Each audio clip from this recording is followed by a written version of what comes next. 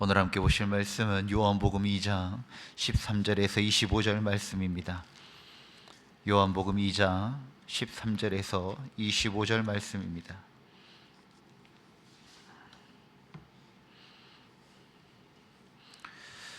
요한복음 2장 13절에서 25절까지의 말씀 한 절씩 교독하겠습니다. 유대인의 유월절이 가까운지라 예수께서 예루살렘으로 올라가셨더니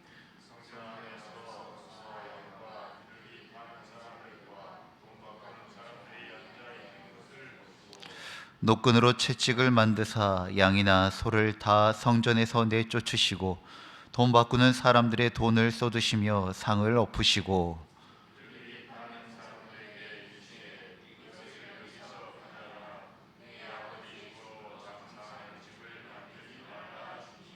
제자들이 성경 말씀에 주의 전을 사모하는 열심이 나를 삼키리라 한 것을 기억하더라.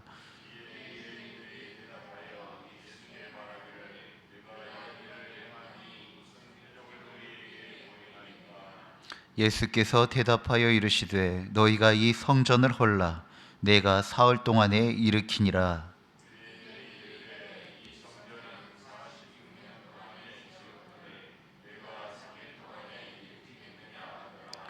그러나 예수는 성전된 자기 육체를 가리켜 말씀하신 것이라.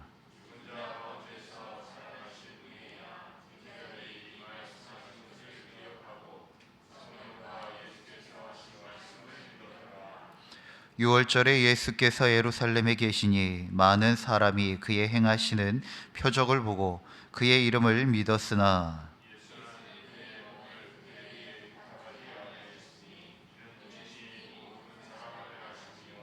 함께요.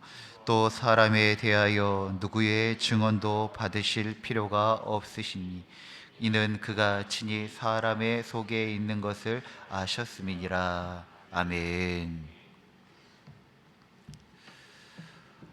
요한복음 2장은 두 장면을 나란히 배치하고 있습니다. 앞부분에는 혼인잔치의 기쁨이 있고 이어지는 오늘 본문에는 성전 정화 사건이 등장합니다. 기쁨과 분노, 잔치와 채찍이라는 이 극명한 대비 속에서 요한은 우리에게 한 가지 질문을 던지고 있는 것입니다. 하나님을 섬긴다고 말하는 자리에 정말 하나님이 계시는가? 라고 하는 질문입니다. 오늘 본문은 예수님의 공생의 초기에 일어난 성전 사건을 기록하고 있습니다. 이는 예수님이 어떤 상황을 보시고 일어난 어떤 간단한 분노가 아니라 예수님이 어떤 분이신지 그리고 하나님을 만나는 참된 자리가 어디인지를 분명하게 선언하는 매우 중요한 표징적 행동입니다. 6월절을 맞아 예수님은 예루살렘 성전으로 올라가십니다. 성전은 하나님의 임재의 상징이며 기도와 예배의 중심이었습니다. 그러나 그 속은, 그 현실은 그렇지 않았습니다. 성전에서 장사하고 환전상들이 환전을 하는 것은 당시 모두 합법적인 일들이었습니다. 예수님께서 그런데 그 자리에서 분노를 일으키신 것은 그 행위 자체가 아니었습니다. 예수님이 보시는 성전에 더 이상 하나님은 계시지 않았던 것입니다. 제사의 편의의 이유로 장사와 거래가 가득하였는데 특히 성전 안 뜰에는 기도의 자리가 아니라 세상의 소원과 부당한 이익, 즉 약자를 갈취하고 권력자에 기대어 자신의 주머니를 늘리고 있는 패역한 종교와 정치가 유착되어져 있었던 그러한 타락한 공간이 되어져 버렸던 것입니다. 예수님은 노끈으로 채찍을 만드셔서 짐승을 내쫓고 돈상을 엎으셨습니다. 이는 감정적인 행동이 아닙니다. 메시아적인 표징적 행동이었고 심판적 행동이었던 것입니다. 내 아버지의 집에서 아버지의 집을 장사하는 집으로 만들지 말라는 것입니다. 단순히 장사하는 행위에 대한 책망이 아니라 하나님이 없이 타락해버린 성전 체제와 하나님 없는 율법과 전통을 향한 강력한 심판의 선언이었습니다. 그리고 그것은 성전의 본질을 회복하라고 하는 강력한 외침인 것입니다. 우리는 종교개혁자라고 하면 루터나 칼빈, 쯔빙글리와 같은 사람을 생각합니다. 그러나 훨씬 이전에 호련단신으로 강력한 종교개혁을 일으키셨던 분이 바로 우리 예수님이셨습니다. 피묻힘을 각오한 자가 가장 무섭다고들 하지요. 예수님은 다음을 생각하지 않으셨습니다.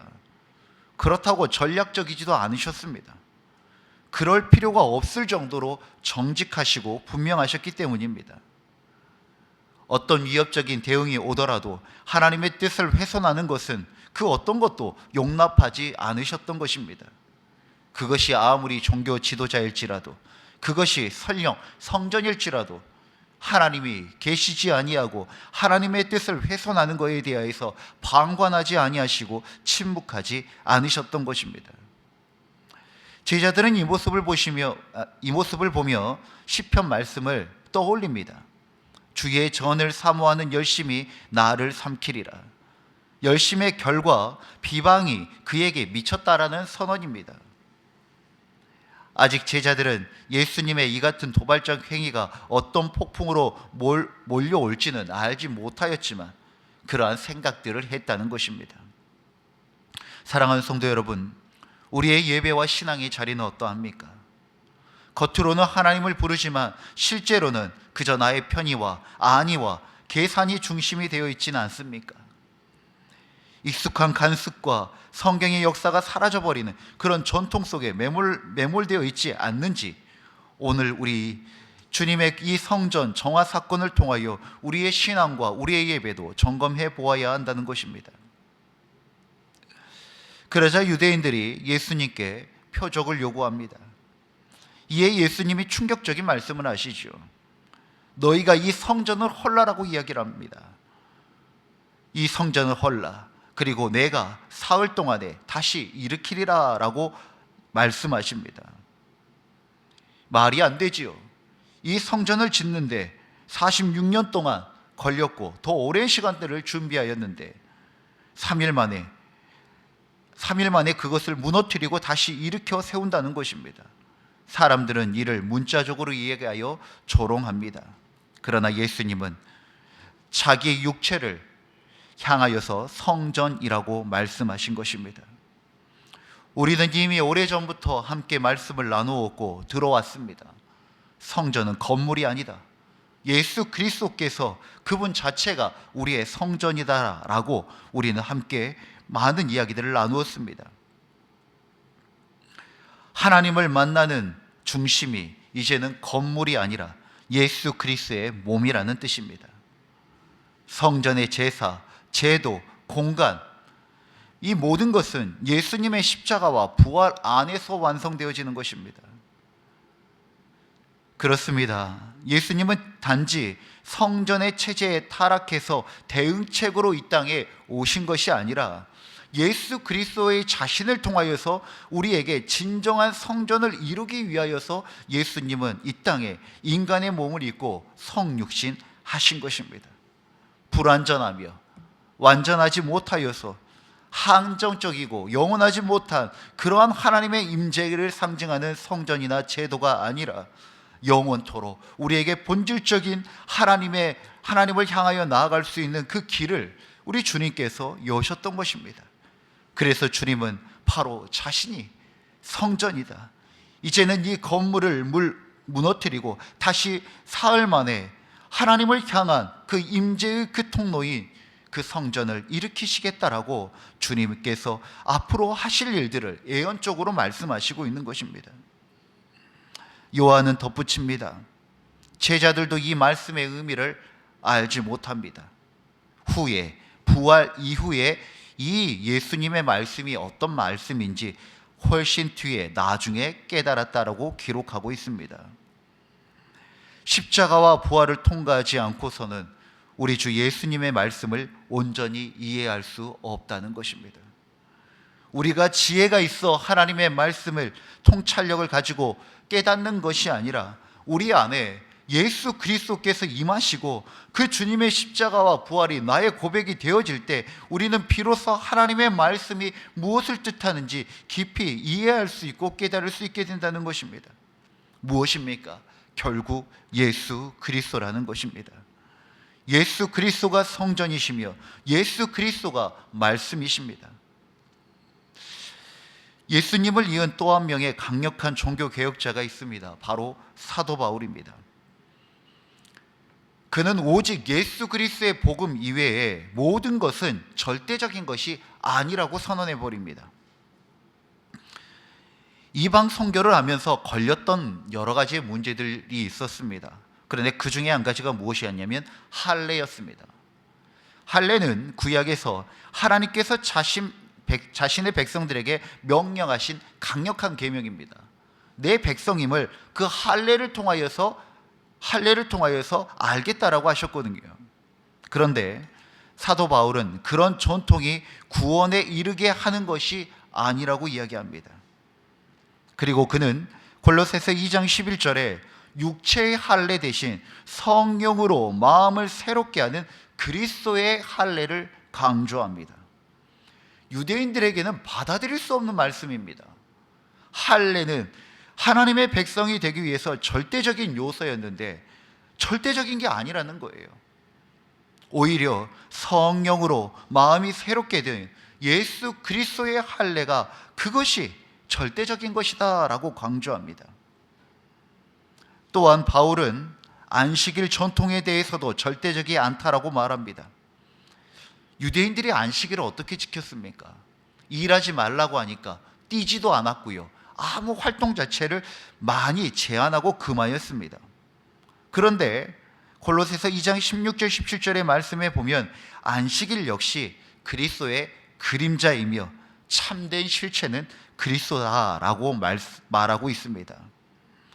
어떤 날을 다른 날보다 낮게 여기거나 모든 날을 같게 여기는 것은 자유다. 그러나 핵심은 주를 위하여 지키는 것이다.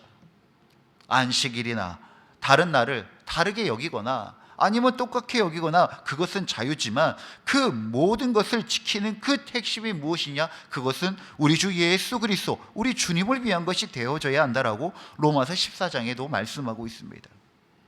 결국 어떻게 되어집니까? 안식일은 토요일이었습니다. 토요일 날 지켰던 그 안식일은 이제는 예수님께서 부활하신 일요일을 주의 날로 여기며 주일을 주일로 지키게 되어진 것입니다. 그 당시 유대인들에게 성전도 안식일도 절대적인 것이었습니다. 그러나 사도 바울은 그것이 우리의 구원의 본질과 근원이 아니라 우리 주 예수 그리스도가 구원 자체이시고 구원의 본질이시다라고 더 명확하게 말씀했다는 것입니다. 사랑하는 성도 여러분, 성전도 안식일도 말씀도 결국 예수 그리스도를 향하여 있고 예수 그리스도를 담고 있기 때문에 우리에게 의미가 있는 것입니다. 그런데 성전도 안식일도 말씀도 예수 그리스도를 증언하지 않는다면 오늘 이 시대에 주님께서 이 성전을 헐라라고 말씀하실 수 있다는 것입니다. 결국 이러한 것들이 아무리 거룩하게 구별하였다 할지라도 예수님 앞에 설 수 없고 예수님과 분리되어서는 안 되는 것입니다. 사랑하는 성도 여러분, 우리는 어디서 하나님을 만나려 하고 있습니까? 장소와 형식, 전통 중요합니다. 그러나 그것이 절대적이거나 본질은 아니라는 것입니다. 예수 그리스도를 통해 하나님께 나아가고 있는지 우리의 신앙과 예배를 다시 한 번 더 점검하기를 간절히 소망합니다. 6월절 기간 동안 많은 사람들이 예수님의 표적을 보고 그 이름을 믿었다라고 기록하고 있습니다. 그러나 이어지는 말씀은 매우 의미심장합니다. 예수는 그의 몸을 그들에게 의탁하지 아니하셨으니 라고 말씀하십니다. 표적에 대한 믿음은 있었지만 예수님은 그 믿음을 전적으로 신뢰하지 않았다는 겁니다. 왜 그랬을까요? 그 믿음은 기적에 머문 믿음이었기 때문인 것입니다. 예수님은 사람의 겉모습이 아니라 마음의 중심을 보시는 것입니다. 한순간의 기적과 초자연적인 상황을 보고 믿고 따라가는 믿음은 진짜 믿음, 끝까지 지켜내는 믿음이 될 수 없다는 것을 주님이 너무나도 잘 알고 있었다는 것입니다.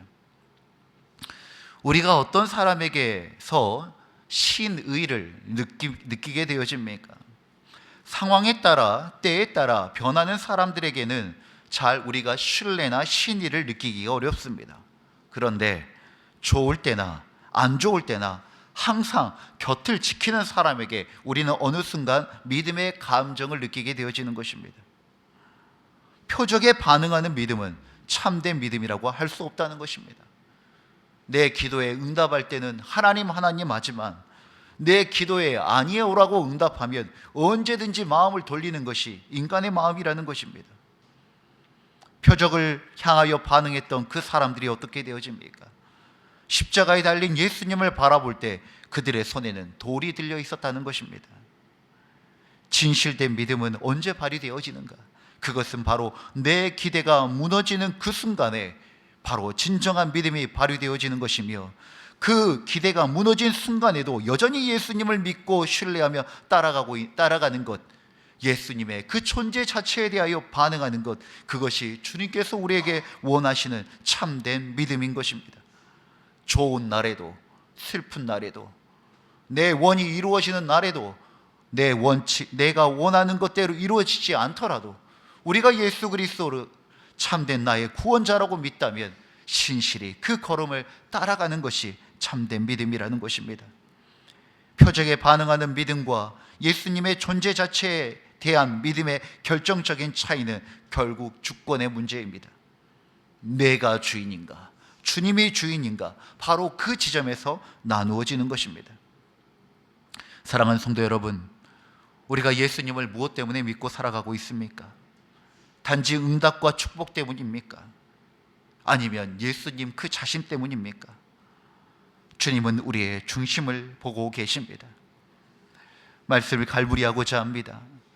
사랑하는 성도 여러분, 이 성전을 헐라는 이 말씀은 파괴의 선언이 아닙니다.